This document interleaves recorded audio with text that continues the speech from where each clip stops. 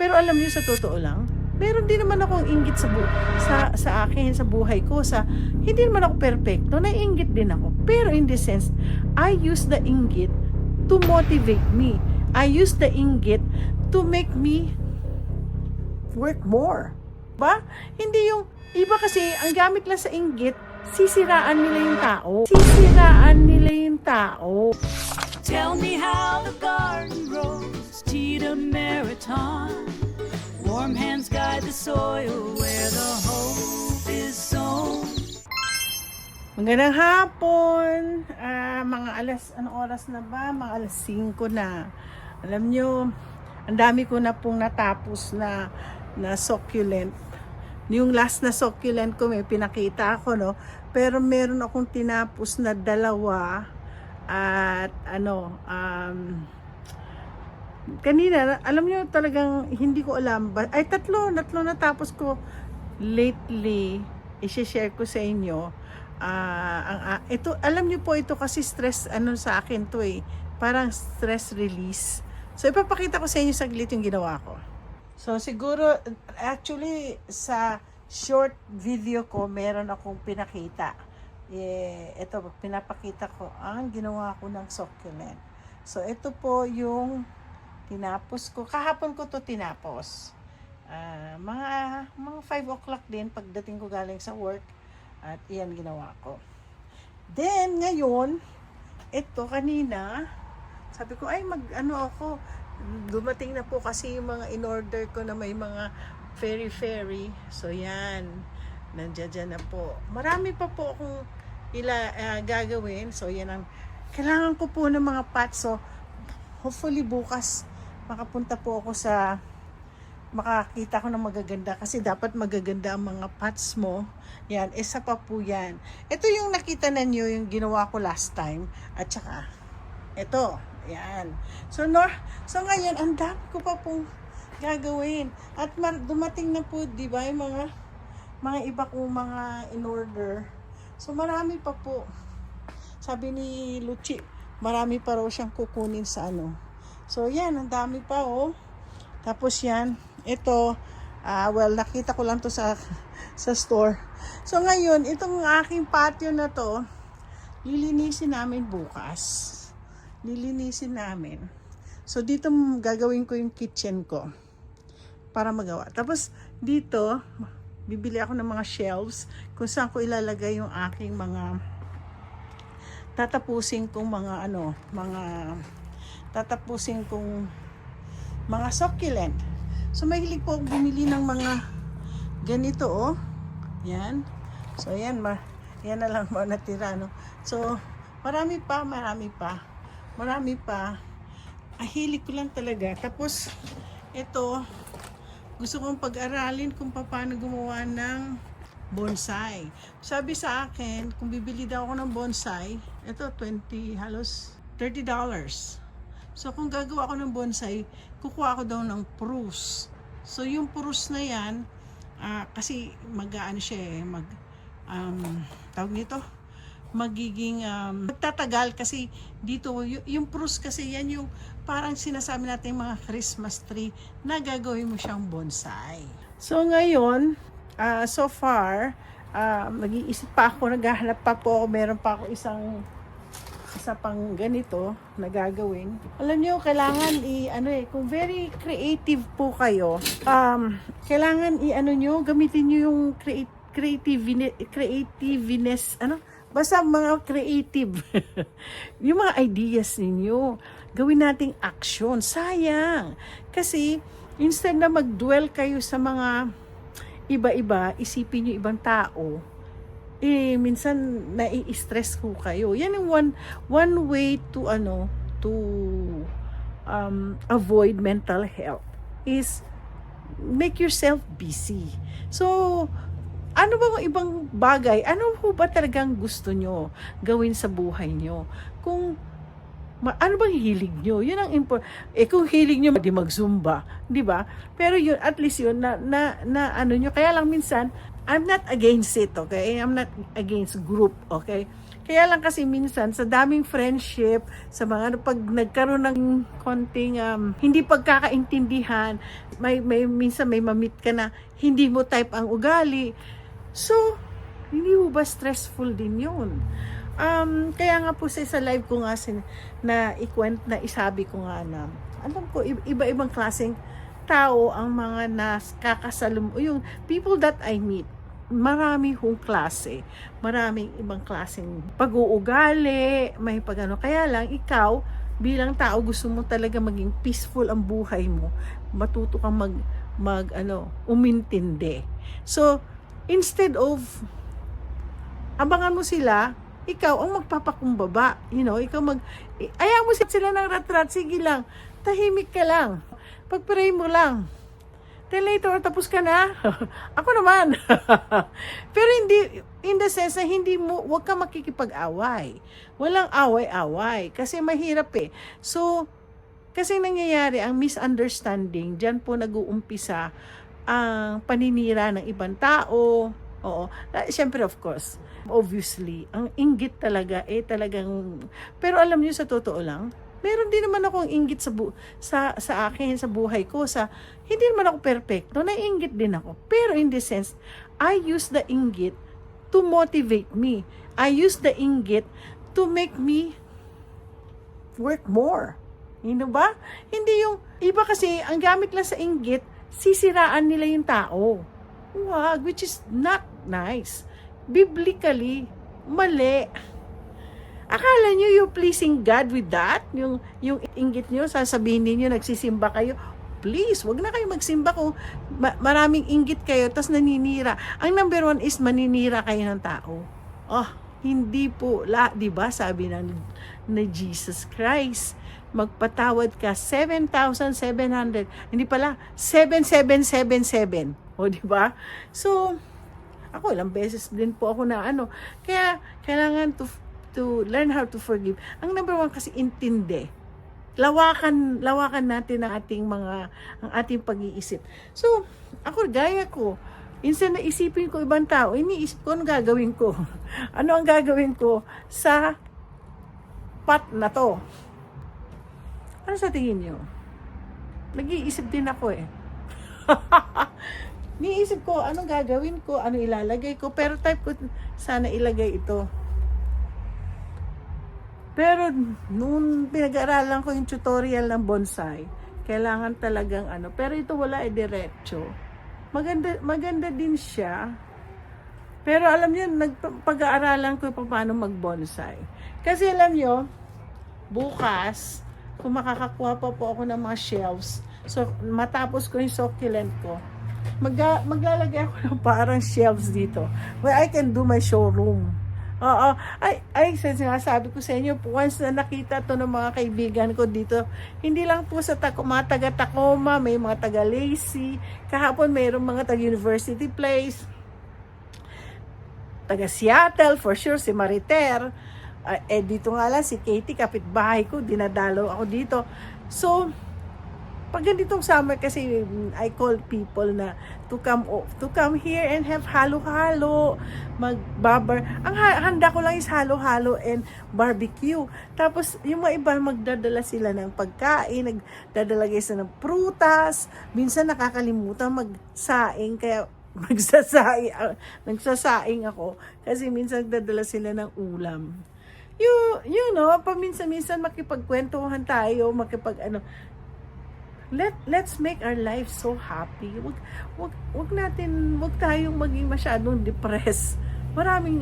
Life is so good. God created this for us to be happy. Hindi para tayo manira, para tayo maging depressed, para magano. So ito po, meron pa isa pang maganda dito. Bakit gustong-gusto ko to? Alam mo, actually gusto ko ilagay ito sa harap ng bahay ko. Kasi maganda to eh. Para siyang Vietnam rose. Ganda oh. Pero maganda rin po siya kasing ilagay sa Pero hindi to, ito kasi lumalaki. Pero yung mga kailangan natin, yung mga succulent, marami pa po kasing dadalhin Luchi na ano. So, ako naman ngayon, at saka tingnan niyo po, ang cute-cute to, oh. Cute-cute. Di ba? Alam niyo, lumalaking mga to. Marami na po akong mga halaman. Marami akong, actually, binili ko lang. Magkano to? Ay, $8. Meron akong binili dun sa, ano, sa Paldo. Yung Korean na, ano, na, Korean na ano yun, na market. Meron sila, ang gaganda po. Papakita ko sa inyo. Ito ako yung ano, siguro pwede, lalaki to eh. Mahilig din lang po kayo sa plants. Ito, mayroon po siya dito. Oh. Ay! Oh. Hindi ho ba? Malalakihin ko ito. Magiging plantito ko. May mga kamag-anak ako na nag-ano na rin ng mga plants eh. Oh, ito. Ganda, no? May color pink. Actually, pink po talagang gusto ko. Kaya ako binili is para maging pink. Ito pa po, oh. Tingnan niyo itsura niya, oh. Hindi ko po alam ang pangalan naman ito. Ay, meron! Alocasia species. Mura lang ang bili ko dito. $13.99 lang, oh. Tapos, meron pa po dito. Ito. Prayer plant. O, diba? Kakatuwa. Tapos, ano ito? Ayun, pare rin. Alocasia species. Ang ganda siya, oh. Pero iba itsura niya, oh. Iba dyan. Bukas nga, either pupunta ako ng Lowe's. Of course, alam niyo naman na ito. Ito rin kasi mura lang. Money tree. So, pupunta po ako ng ano. Ay, papakita ko po sa inyo ang aking herb garden. Ang herbal garden ko. Cha-cha-chan! Nakita niyo? Ang aking lettuce. Ito ang nakatutuwa ako. Nabawasan ko na po ito kasi nung nagluto ko ng mga Italian, gumawa ako ng mga Italian food. Ayun, nakakatuwa siya. Namunga siya uli, oh. Yeah, di ba maano na siya, tingnan niyo, dami. Tapos, ito basil po to. Ito yung sinasabi nilang, ang bango? Ito yung pesto. Pesto. Yan yung, pesto. Yeah. Ito sana. Okay. Pesto perpetuo basil. Actually, isa sa maiba-vlog ko. Tamad po ko. Gusto ko sana mag-food vlog. Kaya lang, tamad po ako ngayong araw na to. Ayoko pong ayoko. Ito lang gustong gawin yung tingnan niyo, dumi-dumi na ng aking kuko. Tapos, ito po yung aking cilantro. Wala na, hindi ko na nagagamit. Pero nagamit ko din man siya. Pero, tingnan natin, namulaklak na, oh. Yeah, anyway. Pero ito nakakatuwa din. Tingnan niyo po, magsasalad kami ni Lance bukas. Ito pwede din yung ilalagay niyo. Ito yung mga lettuce na ilalagay niyo yung sa kagay ng Koreano. O, di ba? O, syempre, ano pa nga ba ito? Yung aking sage. Hindi pa naman ako Tapos, ito na po yung aking thyme. At, ito? Oregano. Teka nga, Greek oregano. Umay nga natin. Oo nga. Oregano nga.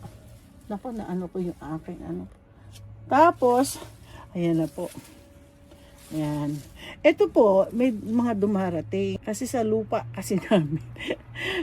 Ito po, protector to ng sa mga bugs. Kaya napansin niyo, maganda ang ng aking mga lettuce. Oh. Ayan, masarap. Alam niyo, maganda talaga po kapag meron kayong sariling garden. Isang way din po yan na tayo, yung wala tayong ibang iniisip na lalo na pag may nakasakit sa damdamin natin. So ito rin po isa sa mga gagawa ako ng maraming pesto. Ang pesto kasi yan yung konti lang, yun lang ilalagay mo sa pasta mo, okay ka na. So, excited ako ka talaga. Kanina maganda yung topic namin. Ang dami namin napag-usapan. So ngayon, hindi ko pa rin alam. Hindi ko alam. Pero kailangan ko pa rin ng isang lalagyan. Wala na ako pag tinapos ko to. Gusto ko kasi maglagay ng marami po kasi dumating na to. Kailangan ko ng malaki. Di ba? Hilig ko talaga. Ay, bakit may ilaw? Ano sa loob? Ano na sa loob? Ay, may ilaw. May ilaw po to. Oh. May ilaw po siya. Nakakatuwa ko, ano? So, excited po ako sa bago kong gagawa po ako ng, ilagay natin dito kasi baka po kasi mabasag. May mga kasi, may mga hindi squirrel. Ano nga ibang marami pong ang tawag doon. May mga biglang na lang pumupunta. Nakalimutan ko. Basta mayroong mga nag-ano dito na dahil maraming mga tapos kakainin. Lalo na pagkain. Kaya ayaw maglagay ng mga pagkain dito. So anyway, so ako po ay nag-vlog para papakita ko lang sa inyo yung aking mga succulent. Kaya lang, nag-iisip pa rin ako anong gagawin ko dito, kung ano ilalagay ko dito sa isang maliit lang. I-challenge ko kayo kung ano kayo gagawin ko. Pag-iisipan ko.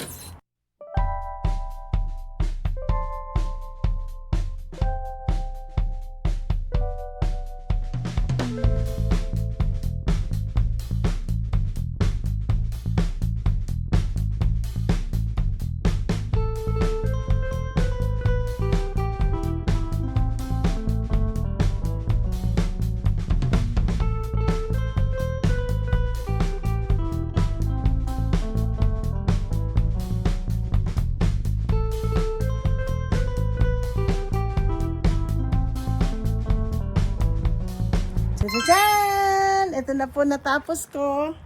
Yan po natapos ko. Yan. Maliit lang po, simple lang. May maghanap ako ng dahil may mga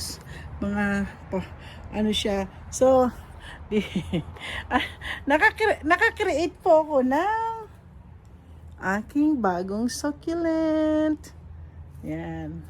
Bibili pa ako ng marami pang mga hindi na pwede kasi normally pwede pong ilagay sa mga ganito. Kaya lang sa dami kong biniling mga ornaments, yung mga fairy, kailangan bumili ng isang parang palanggana na yun ang paglalagyan ko. So far ito kasi to kasi ng orchids. So bibili din po ako ng mga ganito. Yung mga ganito din, nalalagyan ko din po siya ng orchids. Kasi gusto ko magkaroon ng, ang akin dream is magkaroon ng orchidarium. Tama ba yun? So anyway, salamat at sinamahan niyo akong gumawa ng isa ko pang succulent. Tingnan niyo naman ang kamay ko. Ang dumi. Ang dugyot ko na. Ganyan po ako nagtatrabaho. Hindi po ako superficial, ordinary. Gusto ko kasi ma-feel yung lupa. Ganun po ako pag ako ay nagtatanim. So anyway, don't forget to like and subscribe.